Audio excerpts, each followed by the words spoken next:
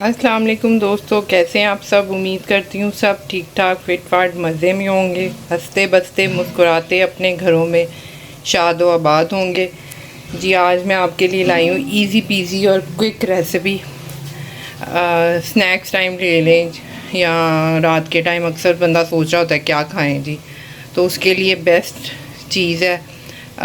जब घर में कोई देर हो रही हो, कुछ भी हो रहा हो, तो फटाफट ये बनाएं और खा लें।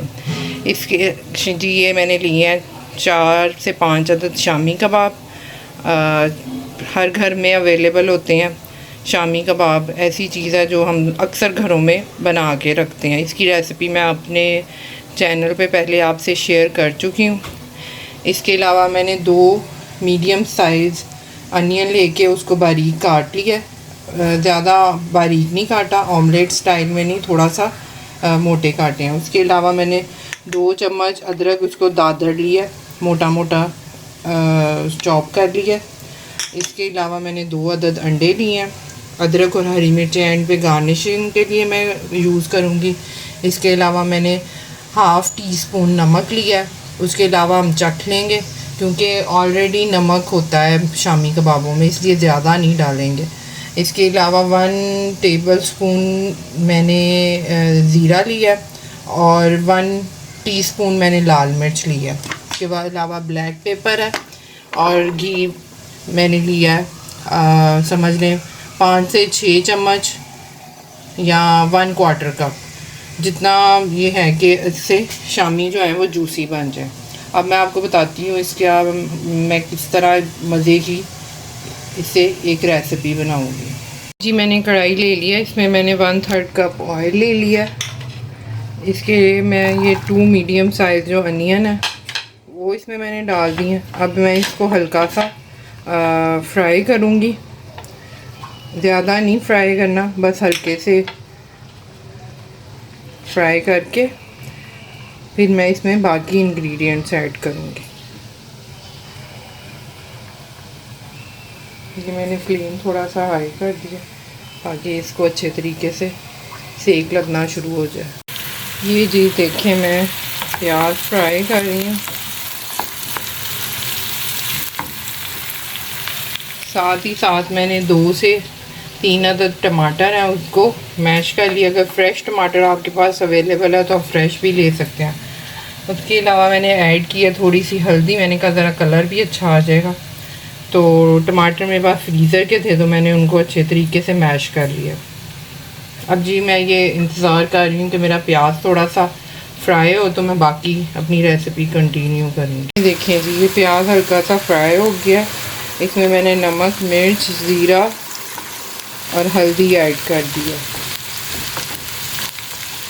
अब ये मसाले डाल के मैं इसको थोड़ा सा भूनूँगी।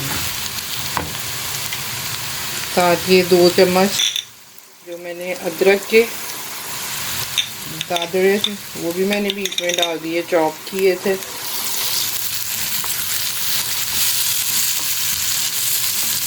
तो मैं ये फटाफट चम्मच चलाए जाना है और अपने काम करे जाना है।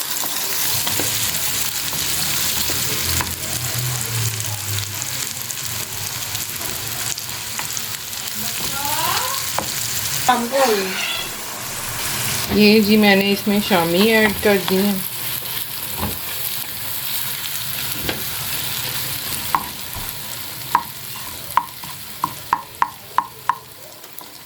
साथ ही मैं ये बीच में ये जो 2 टमाटरों का मैंने पेस्ट बनाया था उसको डाल दूँगी। इसको ये बीच में मैंने स्पेस बना के ना इसको ऐड कर दिया ताकि ये टमाटरों का पानी थोड़ा सा खुश्क हो जाए।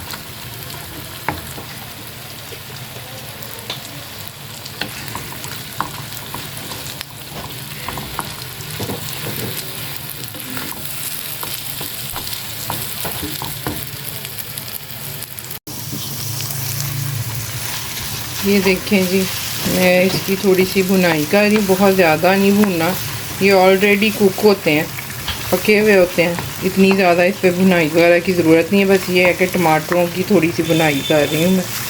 उसके अलावा जितना इसमें प्याज डलेगा ना उसकी वजह से ये ज़्यादा इसकी ना खुश्क नहीं होंगे, ग्रेवी बनेगी। اگر کوئی پیاز کم پسند کرتا ہے تو وہ کم بھی ڈال سکتا ہے، لیکن پیاز سے نا اس کا گریوی اچھی بنتی ہے۔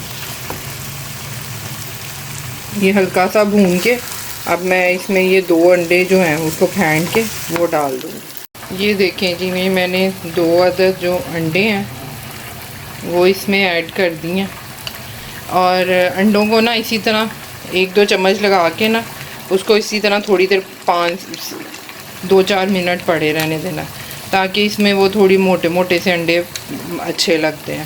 زیادہ چمچے ماریں گے تو وہ انڈوں کی وہ جو ہے نا وہ سارا اس کا وہ جو ختم ہو جائے گا، وہ بیچ میں بالکل گریوی ٹائپ ہی بن جائیں گے۔ تو میں نے تھوڑے سے موٹے رکھنے انڈے، تو اس لیے میں نے اس کو تھوڑی دیر کے لیے چھوڑا۔ یہ دیکھیں انڈا پھولنا شروع ہو جائے گا تو پھر میں اس میں چمچہ ماروں گی،